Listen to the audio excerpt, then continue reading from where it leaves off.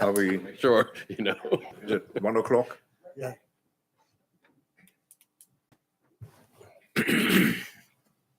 Okay, this is the regular meeting of the Ethics Commission of the Town of Chesapeake Beach.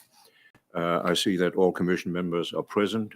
Also present is legal counsel to the commission and the clerk of the commission. So we have a quorum and we are ready to proceed.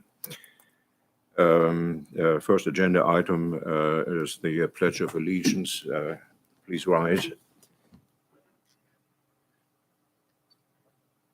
Allegiance to the flag and to the republic for which it stands, one nation, under God.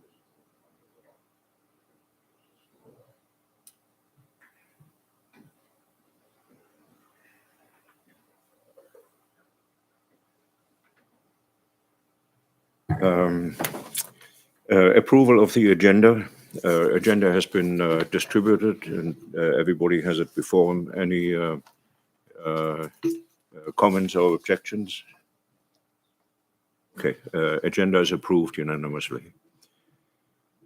Next item, approval of the minutes of the November 18th Ethics Commission meeting. The minutes have been circulated first in draft. And is there any objection to the minutes as written? Of the ordinance, I'm sorry, which one are we on? Minutes of last The meeting. minutes of the last meeting. Oh, yes, right.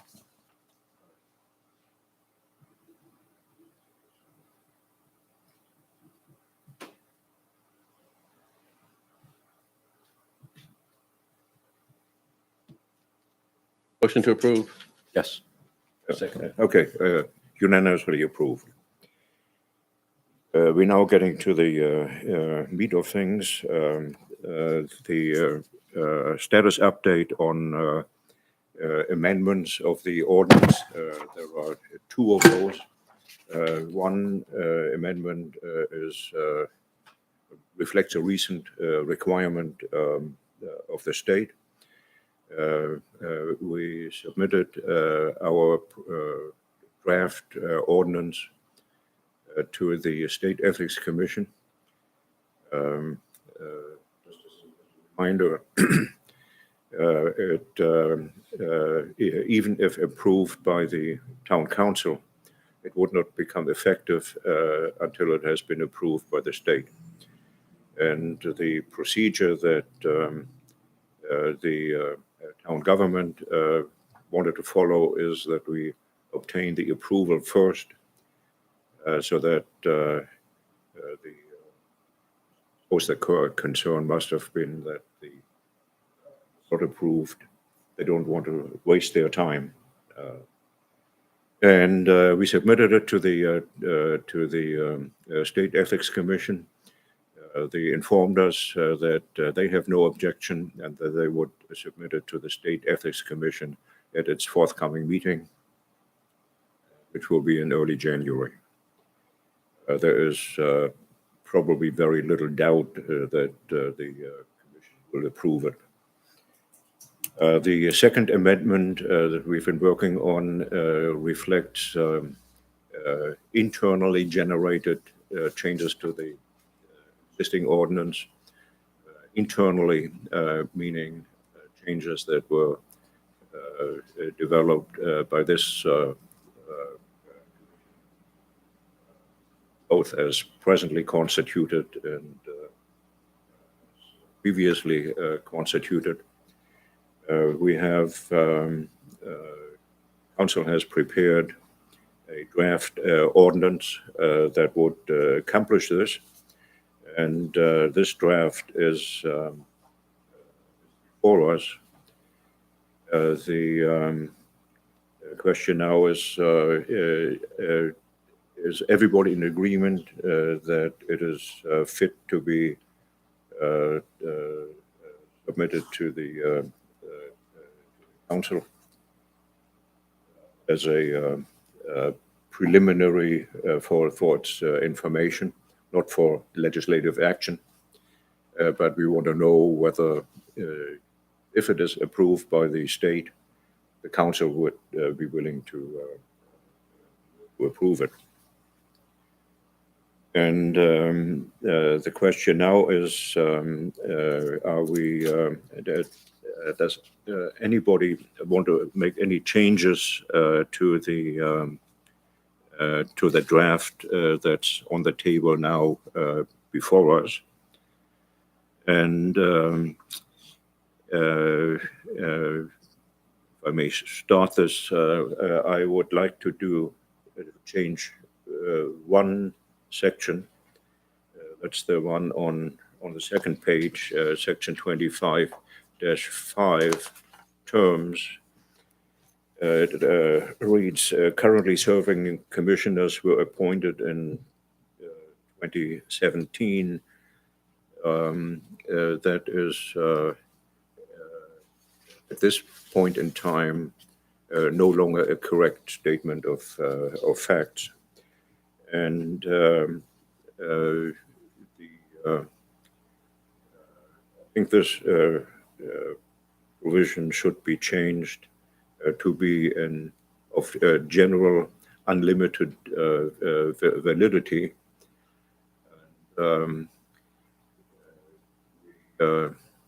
Had correspondence with council about this around October, not this year, but last year. Question had come up. We had resignations and appointed members. At that point, we attempted a bit of house cleaning. That was before your time, Farhad. And I could not find that correspondence. There is, I have, was an email, I think from Sharon, and it forwarded a message or a memorandum from you, Fred. And I have, I couldn't find it in my little wonderful machine, but I did find a hard copy that I made at the time, except it is missing the page that deals with the terms of office. I don't know whether you have a clear recollection, Fred, or whether you can dig in your archives and find out what you told us back then. About what? About the terms of office.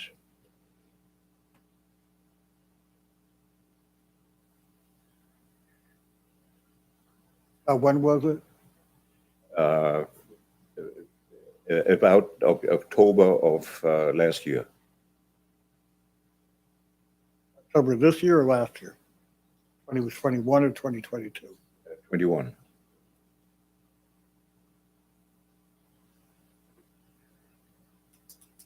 I'll look on my computer. I'll look on my computer. Oh, okay. But are we in agreement that the first part may no longer be adequate until we find out what exactly is the rule about terms of office? Yes. And in fact, my memory is deficient in that respect. I don't know, for example, whether we still have staggered terms or fixed terms for. Well, according to 25-5, appointments are for a 3-year term. Once the initial staggering completed, one person was appointed for a 1-year term. At the end of that 1-year term, that person or the successor would be for a 3-year term. The second one would be appointed to a 3-year term. At the expiration of that term, the successor would be appointed for 3 years. And then finally, the third member would be appointed to a 5-year term. And at the expiration of the 5-year term, that successor would be appointed for 3 years. So it was intended that there would continue to be staggered terms, 3 years each. So what are the current terms of the commission members? Do we know? I would have to ask Sharon. I have to go back on my minutes, I guess. I had a similar question when I read it. I had a similar question. I got appointed. Actually, you came in to finish out Ms. Lamb's Yes, term, yes. which I had to let you know today that you're up for reappointment in January. Because This January. next month. That would be for a He 3-year would be term. for a 3-year term. Now, Greg? 3 you- years? I think. Or were you 5? I'd have to go back and look and see which one of you guys were 5 and 3. But I know that he is up for reappointment in January from Ingrid's term. But I can check on you two. Would you mind just sending an email to let us Certainly, know? yes. Yep.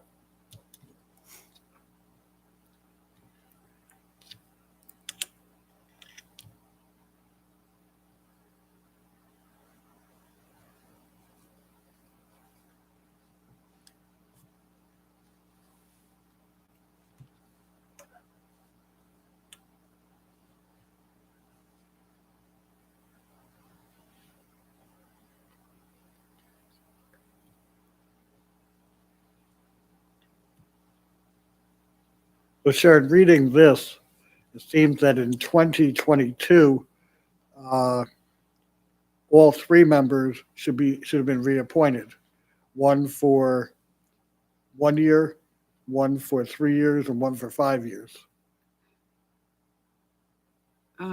Because apparently in 2017, everybody was appointed to a 5-year term. Right. And then starting in 2022, we began to supposedly stagger terms. Still not entirely clear. Every one of the current members were appointed to fill vacancies. And so the appointment dates are all over the calendar. Well, that may be true, but you all were appointed to fill vacancies ending in 2022, vacancies of 5-year terms. So it doesn't matter when you were appointed to fill the vacancy. You were filling a vacancy for a term that ends or ended in 2022. I don't know if that's what happened in reality. All right, let's see what I have here. Reappoint March 2022 for all at a 1-year, 3-year, and a 5-year, then reappoint for a 5-year term. Chairman Foiler was appointed in June of 2021 to finish out Mike's term, and he was reappointed March 2022. For how many years? I had then reappoint for a 5-year term. And then Greg, you were appointed in March of 2022 for 5 years. So those were wrong. Something was wrong in the appointment. Because starting in 2022, one person should have been appointed for 1 year, one person for 3 years, and one person for 5 years. According to this. Well, I think that they were already appointed for issue is those, that just we're like not staggered. Ingrid was appointed for a one-year term, but Sorry, pardon? that was like with Ms. Lamb. She was appointed for a one-year term,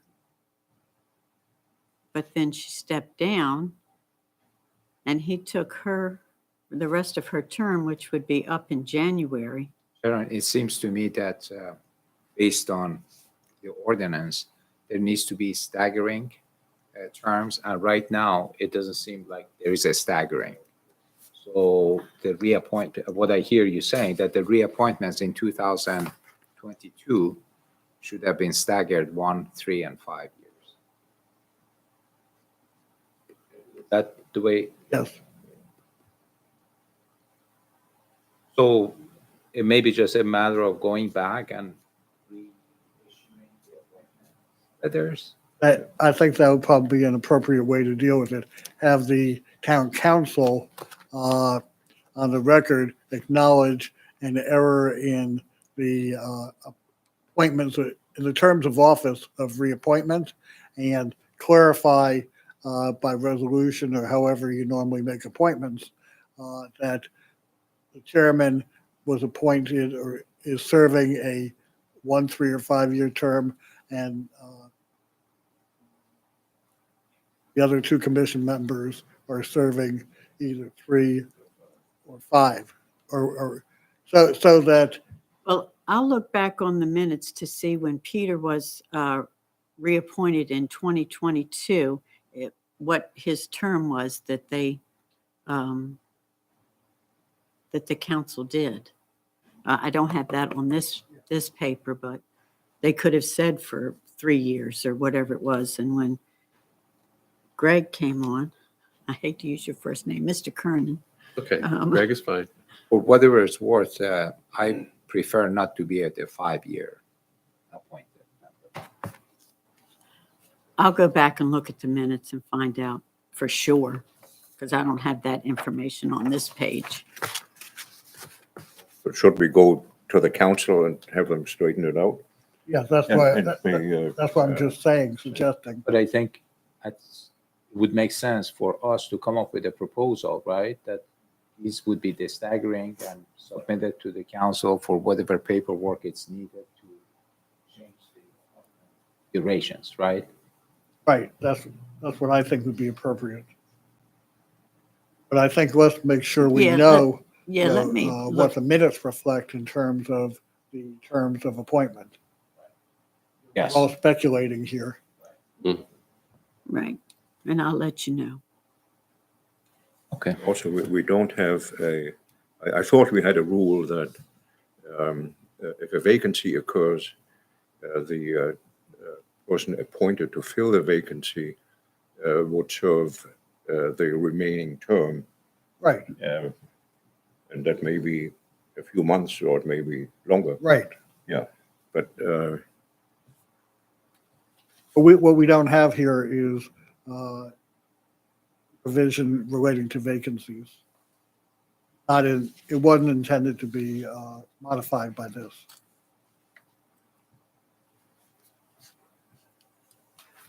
do talk about vacancies somewhere. don't we?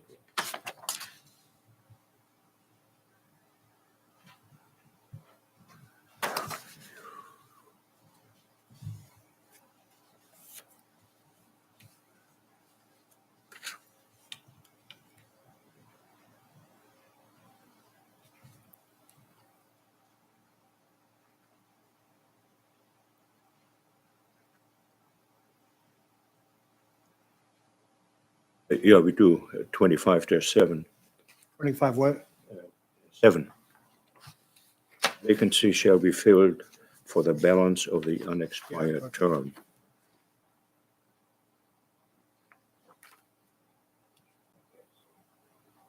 Some housekeeping in terms of dates.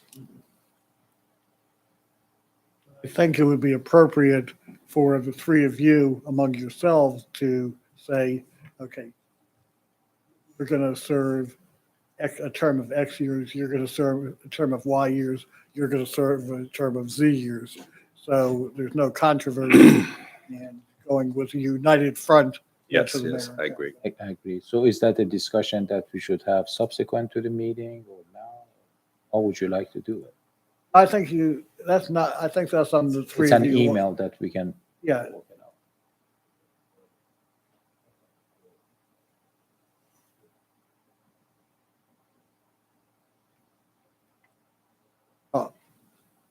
And you are so the most junior member here.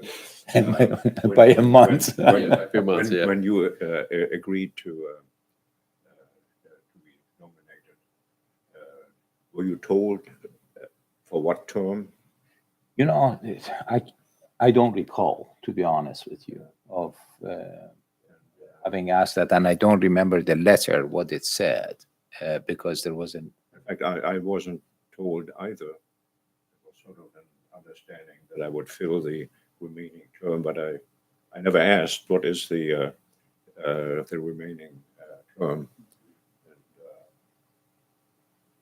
And, Greg, did they? I don't remember. Let me review the minutes Okay. and see what's what. Then we can come back to it. I mean, I would suggest we not try and figure out how 25-5 should be revised until we have this other issue cleared up. Uh, I don't know. In fact, I never met my predecessor. I don't know what the remaining term of that person. But you can find that out. Can I you can not? find all that out. I was appointed in June.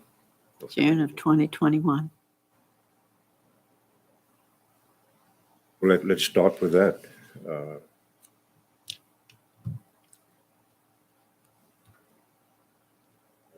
Would have to have.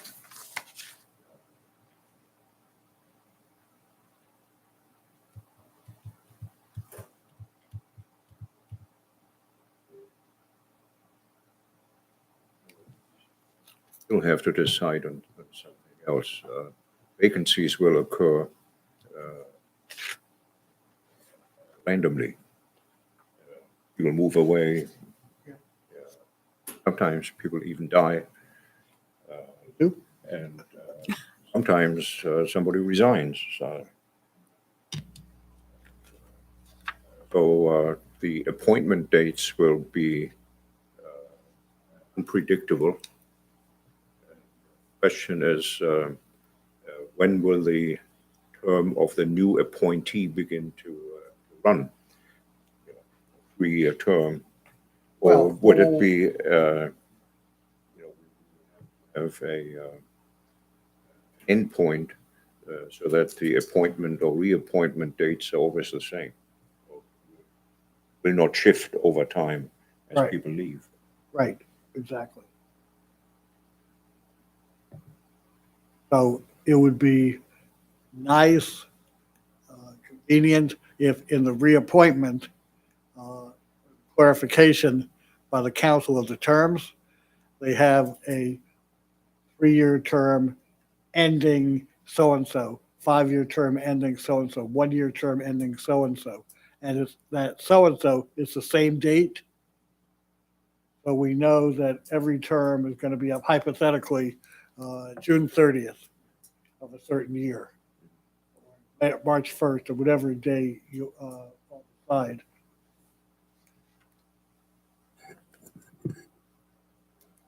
That would, So that if hypothetically, there's a vacancy created as a result of somebody moving out of town in midterm, then the successor would be appointed to fill the remainder of that term, still ending on the date that was designated. 3 years thereafter. Right, and every 3 years thereafter, or 5 years thereafter, 1 year thereafter. Oh, no, I'm sorry, every no, 5 no. years, I thought 3. Is it 3 years or 5 years? I thought 3 years. 3 years, you're 3 right. years. Every 3 years thereafter. Yeah. So hypothetically, in 1 year, you'll have somebody to be reappointed for another 3-year term. The next year, you'll have somebody else reappointed for for another 3-year term. And in the third year, you'll have somebody appointed for a new 3-year term. So it'll always be, Yeah, it'll, Actually, every other year, because every other year. every other year you have one commission member moving out.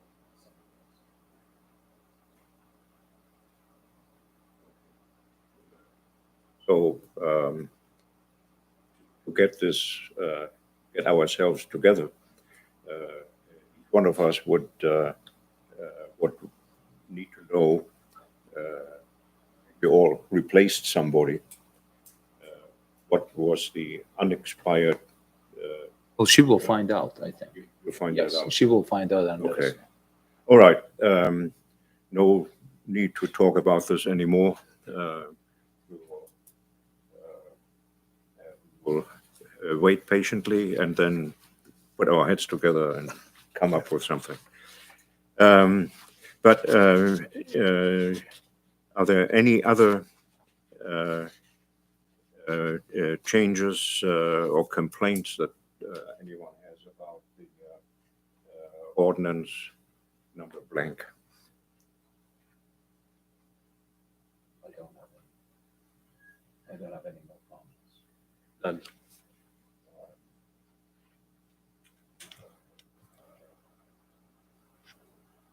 Then, yeah, we'll send it to the mayor and council. They can have a last final look. My impression from that famous work session was that most people did in fact not look closely at what had been before them for months. And so this is the last chance, for us to tell them politely that, read it. Here's your last chance. And if you have a complaint, complain now. Later you'll be out of order. All right. That is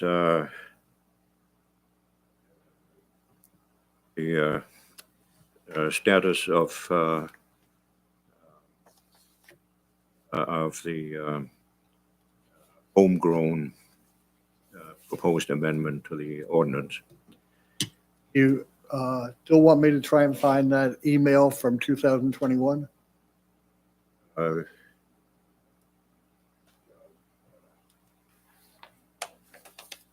it's there or it's not. But Was it to you or was it to Sharon? there was a uncertainty about terms back then.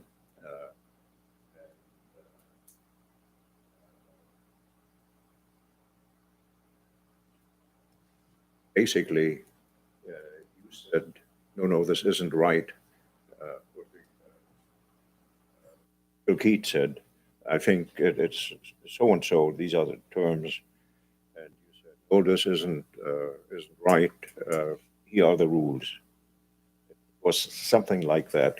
I will take a look at it. Next agenda item, review changes to the public disclosure statements required by the amendment, by the state mandated amendments. That part is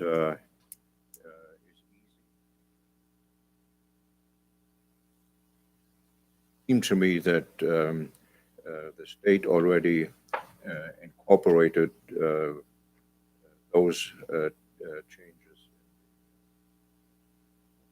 Other ordinances, both A and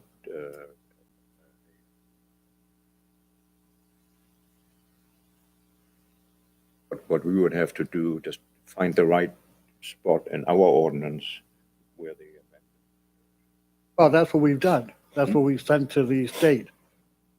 What we're talking about now is the financial disclosure form. yes. And what we're doing there is taking the language that the council will adopt as the modifications required by the state and incorporate them into the Into financial the disclosure into the statement. disclosure form, right. And that is probably something that I could take a first attempt and circulate it. Can I just make a comment about Riverdale Park? Yes, yeah, sure. At the last meeting, I said that I would provide to you, which I have, the updated disclosure forms from Riverdale Park. And I did provide that to you. They also have a series of definitions. Do we have definitions, Sharon? Okay. So anyway, when you look at these, language in italics is new language mandated by the state. So that will help you sort through it. The other observation I would make is that there may be some differences in the ethics ordinances themselves between Riverdale Park and Chesapeake Beach. So the Riverdale Park form reflects the substance of the Riverdale Park ordinance. One major difference is that unlike most jurisdictions, Chesapeake Beach requires everybody who has to file a disclosure to file essentially that type of long disclosure. Most jurisdictions only require a disclosure of gifts, which is a 1-page, 1.5-page form. And there are a couple of differences that I recall with respect to Chesapeake Beach, and that is that in terms of disclosure of real property interest, I think for elected officials, you have to disclose real property interest anywhere in the world, but for everybody else who has to file a form, it's just within 10 miles of Chesapeake Beach. And I think that there's a similar type of difference with respect to some interest in businesses. I don't remember exactly, but that is not reflected in this Riverdale Park form. So even if you like the format and general substance of the Riverdale Park form, there's still going to be some modifications needed to make sure that it accurately reflects what is required to be disclosed by Chesapeake Beach's ordinance. I want to make that clear. Sorry, Fred, could you clarify again? So Chesapeake, town of Chesapeake Beach requires everybody to file the The disclosure? laundry list of people who have to file. They need to file the complete form, but Complete. in other jurisdictions, they only have to file a gift reporting form. Reporting gift and an agreement to disclose any potential conflict of interest that may arise in the future. This was a very conscious decision of the last commission.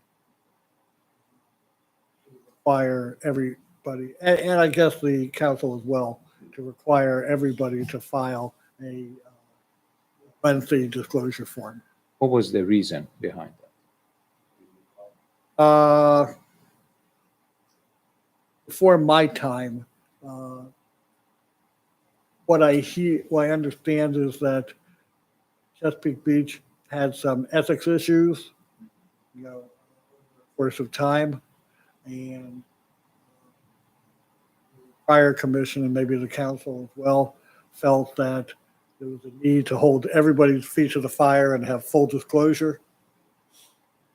Because, so that's, I've heard the same thing years ago that there were problems. So are we past that stage? Consistent with other jurisdiction, or who makes the recommendation, or how does that change? I would think that this body could make that recommendation to the town council, but If you believe that that is appropriate. right. Right. That's really a major policy consideration and major difference from the way things have been done for the last 3, 4, 5, 6 years. I don't know if that's something that you ought to have a major discussion about today or make a decision on today, but it's something to think about now that I've alerted you to the fact that there are some. Fair enough that we don't want to discuss it today, but should that be discussed prior revising the form, or do you think that's outside the time frame for? Because there would just be a few tweaks in the form if you want to. For instance, if you said we like Riverdale Park's form, but we need to make sure it's consistent with Our the ordinance. Chesapeake Beach's ordinance, then there would need to be a few tweaks to this, and that would be ready to go for everybody. If you decided that just wanted to require people other than elected officials to file what I'll call the short form, the gift form, then that's just a matter of an hour's worth of work of taking somebody else's gift form and putting Town of Chesapeake Beach on it. That's not a major issue. We can deal with that afterwards. But it would also require a significant change to the ordinance itself.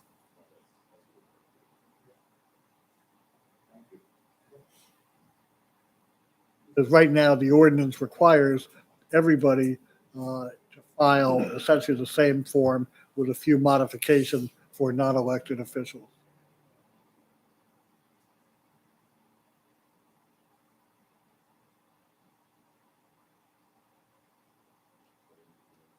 So I had some general questions By the way, about the example. The Riverdale Yes.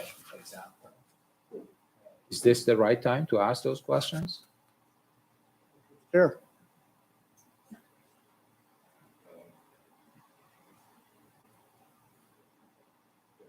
Oh, yeah, why not?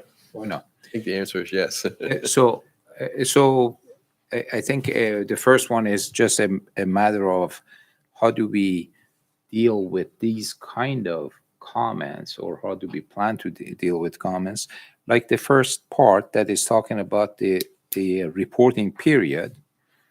It does talk about a case where there was a termination, that somebody had to leave before the end of the year. It seems like there should be a similar thing for new employees or council members or whatever that started in the middle of the year but go to the end of the year, correct?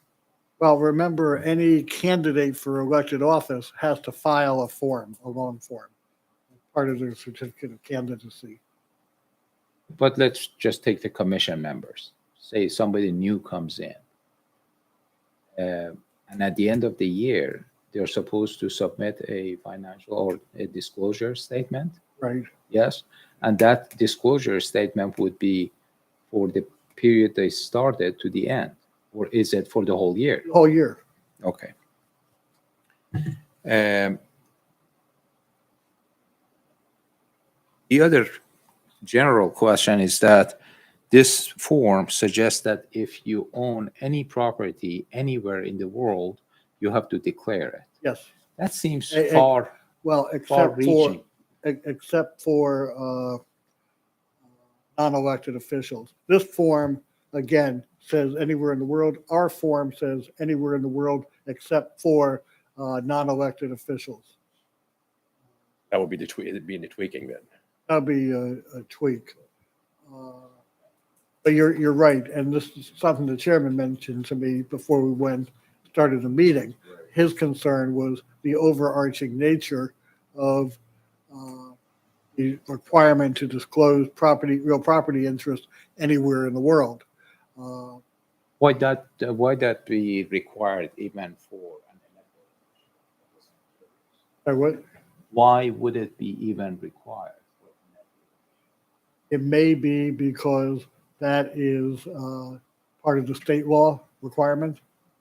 Remember, the state law was originally created for members of the General Assembly and state officials.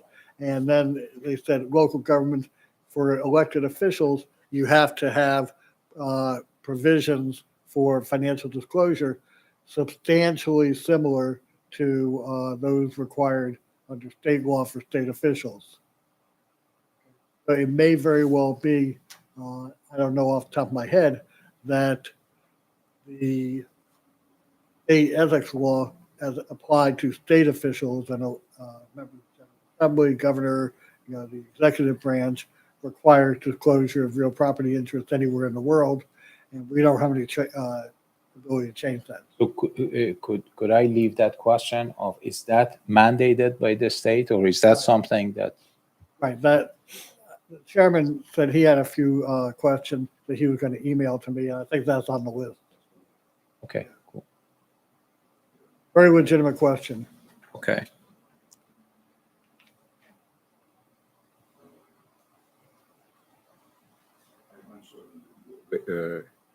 If we wanted to know what exactly the state mandates, is there a statute that you? The state that ethics says law. this? Just I like, mean, among other things, it would.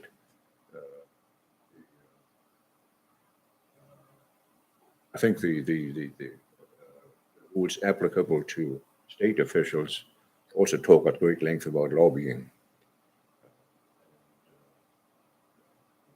Nothing about lobbying. because we're not required to. Uh-huh.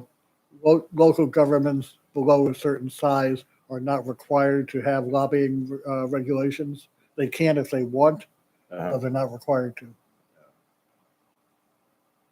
That's what I was told when I but give me the citation back at when you get back of the state law that Yeah, I can probably get it when we finish the meeting. dates, so we can say exactly what we must provide and. Well, I think that if you look at the financial disclosure requirements under the model ordinances from the State Ethics Commission, that is their interpretation of what you need to provide. I started getting into that.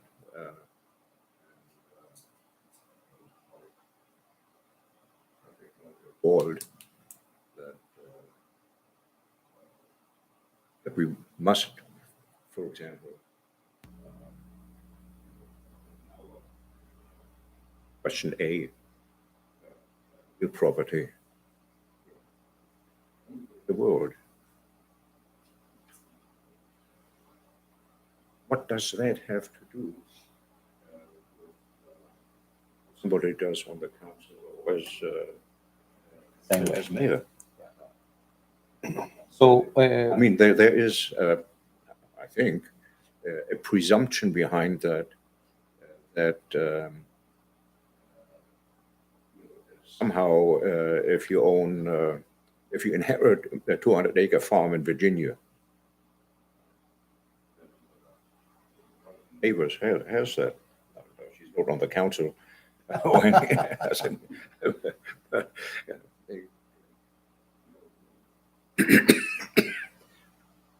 Why?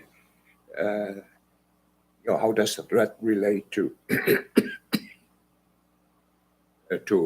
ethical or unethical conduct? Maybe it does.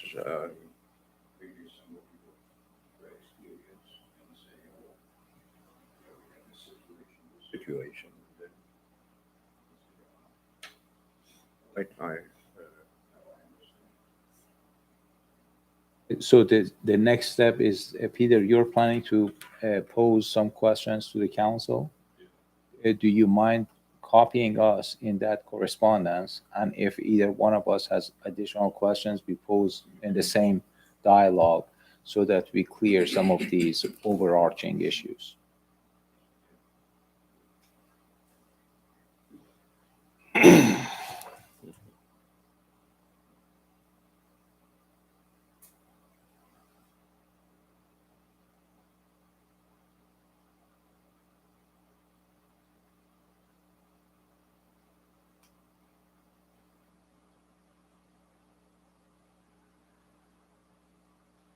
Well, anyway, anything more to be said about disclosure statements? I guess one more clarifying questions for the council is the requirement that we have two sets of forms, two kind of disclosures. That's tied to the ordinance, I assume. No, you don't have to, that here in Chesapeake Beach, you only have one set of disclosures with a minor tweak with respect to the distance for ownership of real property. And I think there's also a 10-mile Radius. radius. The only differences are with respect to real property and in a business. Elected officials have tougher requirements. They must disclose real estate anywhere, business interests. The rest of us only have to disclose real estate radius of the town. Businesses that do business with the town. Long laundry list.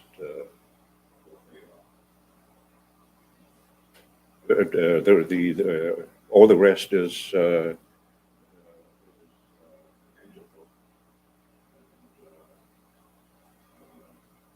also has questions that are nonsensical with respect to elected officials. One question is that do you attempt to influence the awarding of a contract by the town? With this, and obviously it aims at ferreting out some kind of undue influence or to bear. But all of our elected officials, part of their job to influence the awarding of contracts from the mayor on town and the council. Practice that council votes on anything, trivial things. So if Sharon goes and buys another ream of paper for the copy machine, that does not have to be approved by the council. But buying a new truck for public works,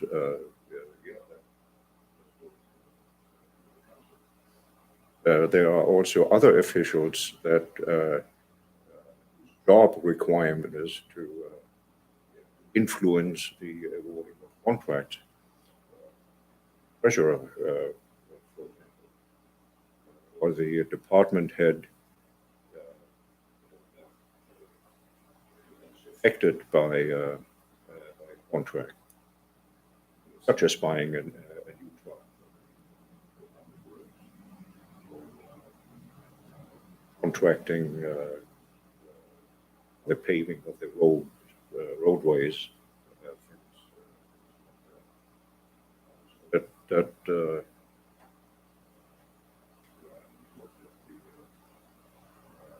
laundry list of required disclosures.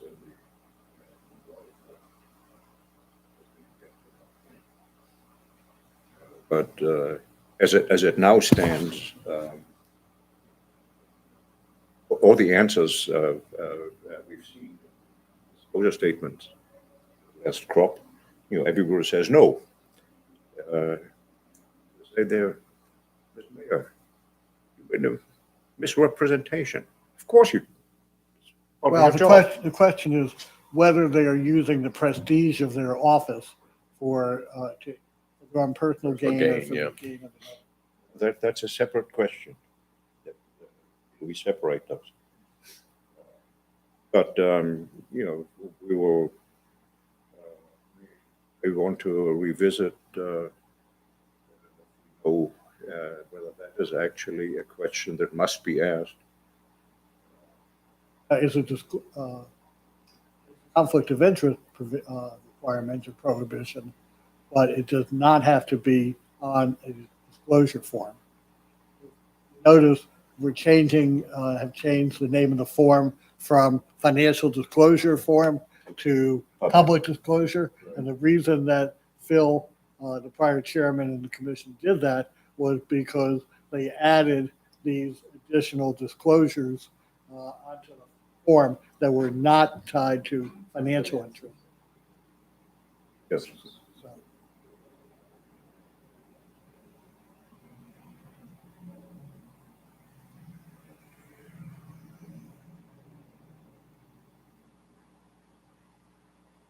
A basic question is, this commission in its previous incarnation apparently saw a specific need for certain rather restrictive in response to malfeasance of some. The question is, you want to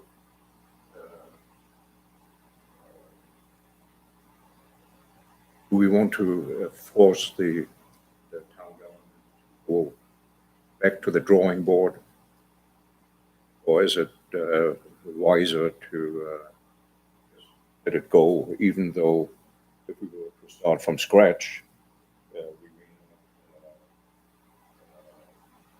for example, require everybody to file disclosure forms? Not sure whether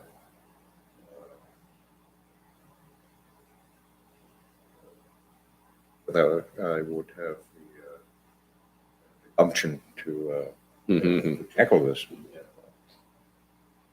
But we can certainly discuss that after the first order of business is the form, right? We need to get that done by February. Have a revised form. the council doesn't approve the form. They don't approve the form. That's your That's just responsibility. But by then we have enough time to program this, and in between now and then, good to discuss how we are going to get there.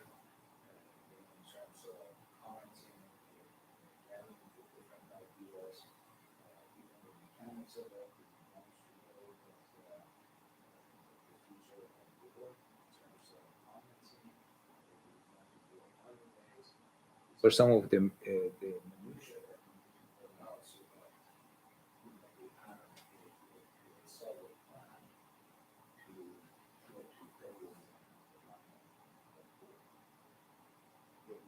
our task right now is to clean up the disclosure forms in time for the distribution for months. but for us is February. So we have to based on the ordinance the way it's now written.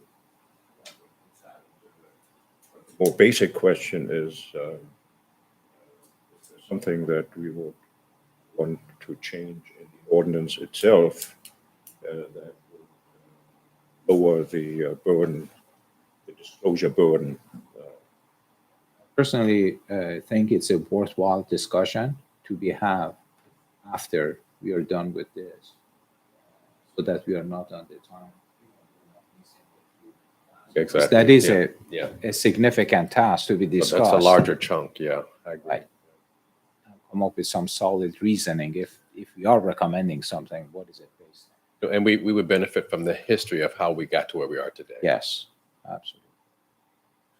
So can we talk a little bit about what's going to happen between now and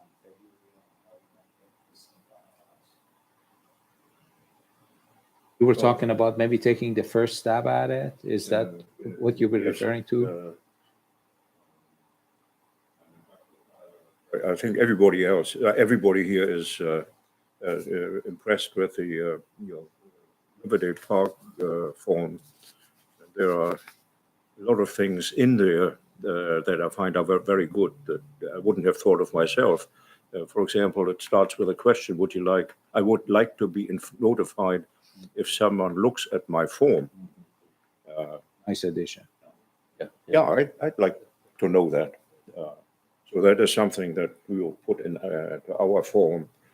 I also like their format where they have the definitions that the user of the form will have to be aware of.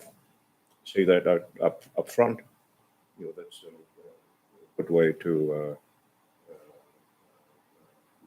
do it. So yeah, I'll take a first stab at fiddling around with our forms to make them better, Would you user-friendly. would you start with our form, or would you start with this form and mark it up to what is missing or what has over and beyond our form? So that, because it is I like the format too. It's well done and it's consistent with the current ordinances. So that's, if we start with just identifying what should be changed, what should be added, what should be taken out in this form, and if we have a plan for all of us to comment and have a dialogue on that, I think it would be great. Like if you could have the first stab at it and send it to us and give us some time, a week, 2 weeks, and we turn it around and give it back to you. And hopefully by the time we get together in January. What I think I would do is I would start with the mark that up rather than use ours, simply because starting with Riverdale is less work. Mhm. Exactly. Is that something that our council could do and That would be- tweak yeah. before we marked it up? I mean, because I don't want to do double work. I mean, if you're going to tweak it after we do it, I mean, You tweak it after you do it. all right.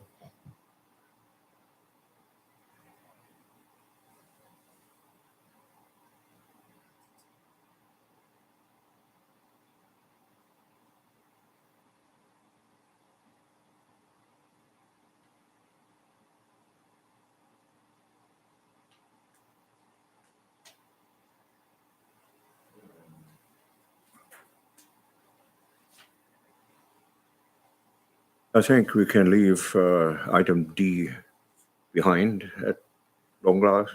Yeah. Any additional matters that anybody wants to? Just going back to the last conversation we had, we haven't set our January meeting yet, have we? So I think it would be good for us to have some deadlines. I'm the type that I can set my mind if I have to do something within this week or 2 weeks, and it gets done. So is it possible that we come up with some target dates in terms of your initial cut, maybe our comments on it, Fine, yeah. and then some feedback from our council, so that by the time we get together in January, we basically have had a lot of the content, the material in place, and it's just really at that point deciding That makes sense? Yes, I think what I can do is get you the markup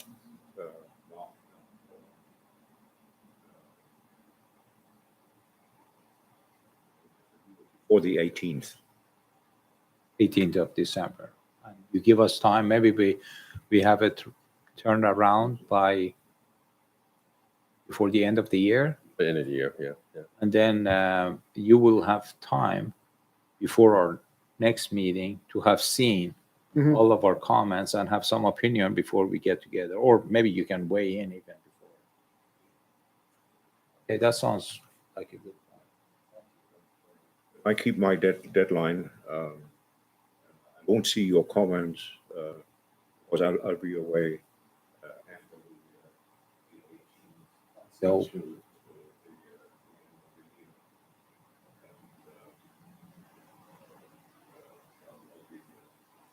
Out of the country.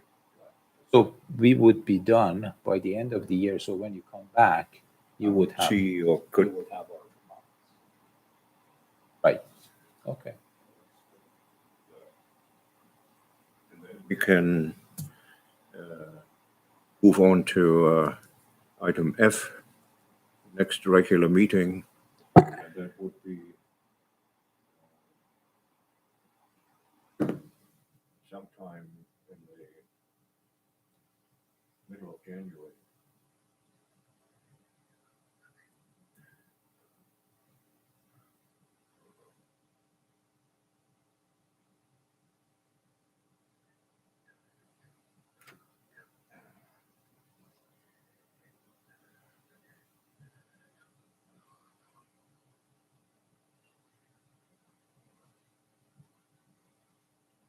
About the second or third week in January, week of the 9th or the 16th.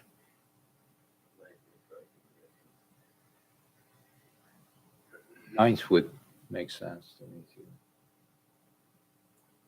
I will be Ninth is better for me.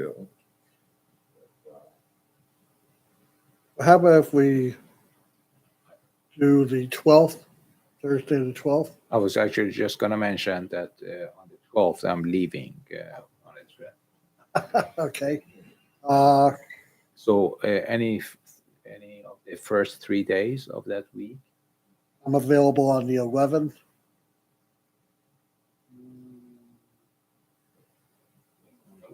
The level. How about the Wednesday the 11th? I'm good for that too. Would that Yeah. work, Sharon?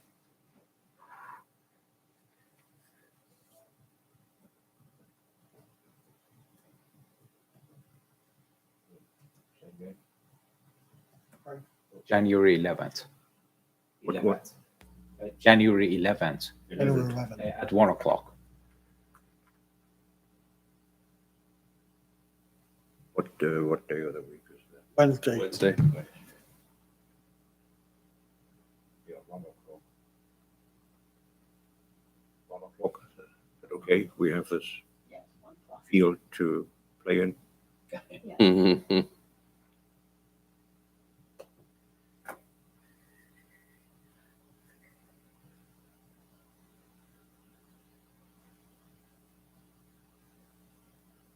Okay, any comments?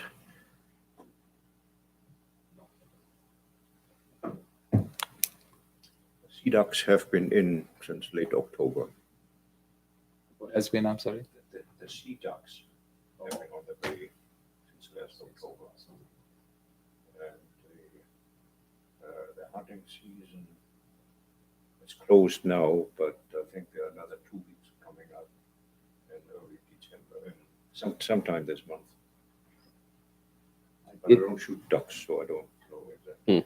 I do hear the shooting. Well, sometimes you hear them. You have to be 800 yards, more than 800 yards away from the shoreline. So the little bullets don't hurt anybody. And, fortunately, the ducks cooperate because they like to be way out in open water. They like to be blown out of the air. Yeah. They cooperate, yeah. So little they know.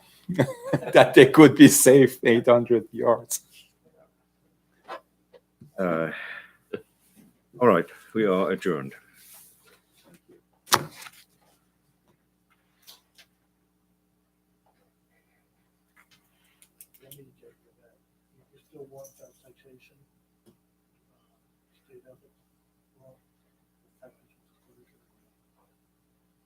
No, that's for later, maybe.